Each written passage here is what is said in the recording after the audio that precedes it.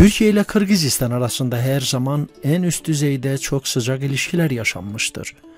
İlişkilerde kültür, turizm ve eğitim her zaman önceliğimiz olmuştur. Türklerin ve Kırgızların manevi mirasının kökü ortaktır. Coğrafi anlamda her ne kadar uzak olsak da dil ve kültür bakımından biz biriz. Yeni İpek Yolu turistik paket de halklarımızın ortak çalışması için bir fırsattır. Kırgız Cumhuriyeti Kültür, Enformasyon ve Turizm Bakanı Azamat Jamankulov da bu konuya değindi. Bu ilişkiler en yüksek dengede gelişiyor son zamanları. Türkiye'de, Kırgızistan'da turizm açısından büyük potansiyele sahiptir. Türkiye, Kırgızistan arasında bu İpek Yolu üzerinde toplam ortak bir turistik paket yapılıp şu anda satılmaya başlandı.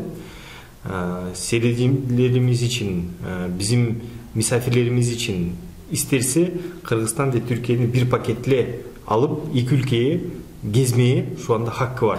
Büyük şansı var. Onun için ona bir gönül vurmaya izin ederseniz. İkincisi, Kırgızistan hepiniz için açıktır. Kırgızistan turistlik açısından büyük bir potansiyele sahip ülke. Asman direğin dağlar ülkesi. Onun için bu dünyanın ekolojisi saklayıp kalan ülkeye hepinizi burada bekleriz. Hoş geldiniz.